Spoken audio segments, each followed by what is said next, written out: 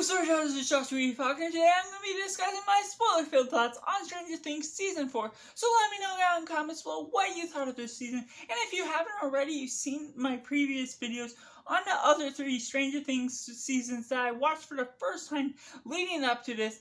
You can click on that card right there or go and wait until the end screen as I give my thoughts on this. Let me know down in the comments below what you thought of this season. But getting right into it, Stranger Things Season 4, starting with Hopper's arc. We get him back and he's still alive, as there was some leeway into allowing his characters to still come back, whether they had that in the original writing plans or not. And overall, with that arc where we have to get Joyce and Murray find out through a hidden Russian message that he's still alive because of a certain Russian spy that he paid off. Overall, I was on board with it. It added some great substantial storytelling to the mix of what we're getting for this already really lengthy season. And overall, I just highly enjoyed what we got from each of the different twists and turns around the way, making things more and more complicated as we get Yuri having some complication wanting to favor getting more money for the business he's going through, trying to trap the spy and trap the Americans there as well. And so with that, it has some great storytelling elements. But overall, I wasn't huge on that arc, and it also just added some meandering to the storytelling, drawing out the battles longer with the other ones. So while it fit in place pretty well, there was some flack on how well it affected my attention of the show. I was sort of hoping that was going to end sooner, that Joyce and Hopper would get back for the final battle. And even if they weren't, it still took away some that they were still sort of stuck in Russia doing their own thing, even if the final battle was fighting the Demogorgon as well. It just felt a little lesser. But with 11's arc, we just get this part where she's stuck in a rut, where she can't find her powers again. And that leads us back to the lab and back to this other secret lab where we get this Sam, and then we get Papa seen for the first time in present day, adding so much more to her backstory, adding so much more to her past, that we're getting so much explanation behind what happened, why she escaped, and also the mystery behind number 1, which ends up revealing as Vecna. And I sort of had this hunch that this guy that's helping her was number 1, but I had no idea there's a connection between him and Vecna, between Holdat and the other guy that was his father. The young boy, it was just insane being Vecna himself, but it all added up to make so much more sense. And overall, with this arc, as we get 11 leading up to becoming more into her powers again, it again added just a little bit of meandering that made sense again. I highly enjoyed it a bit more than the Hopper arc that we're getting now.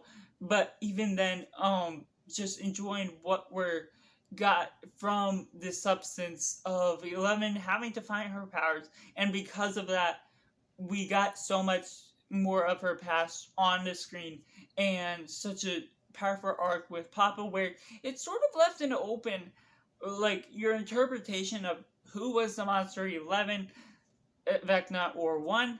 And so just what they're doing with that was just great overall. And that leads us back to some of the kids we get just leading into Vecna.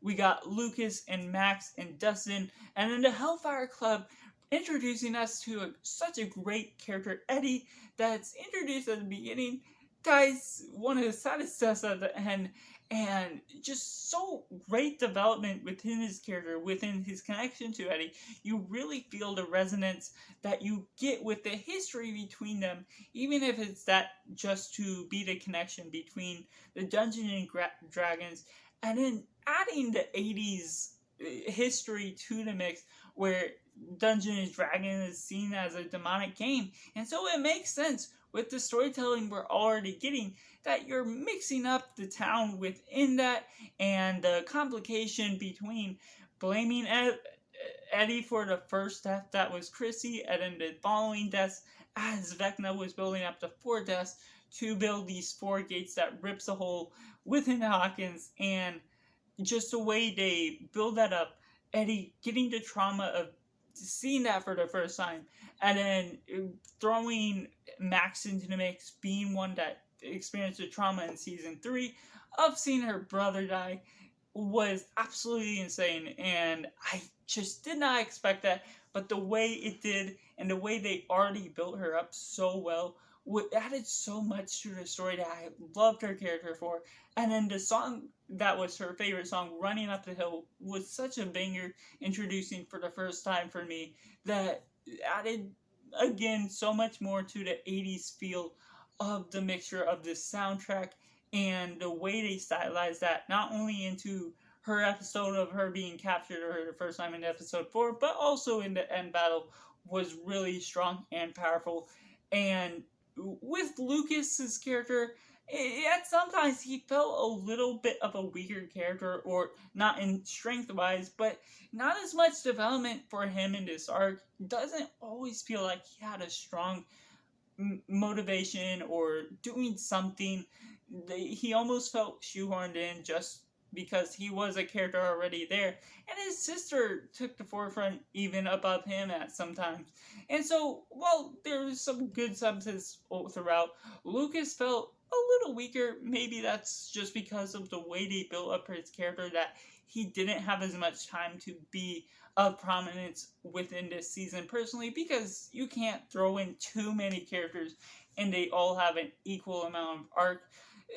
But overall, just what that leads to, all of the heroes just fighting Vecna at the end, and Vecna still not dying, was just huge. And Vecna's twist in general was huge.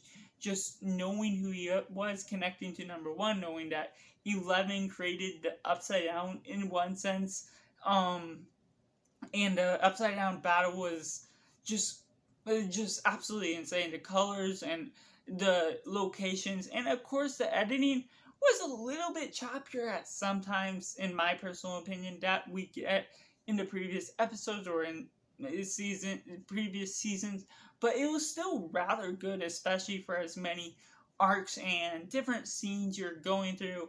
Mike and Jonathan and Will being in a different location as they're putting 11 within that, and then the unknown secret behind the survival of Max, which she'll very likely survive that, and then just the death of Eddie was just seriously one of the saddest deaths.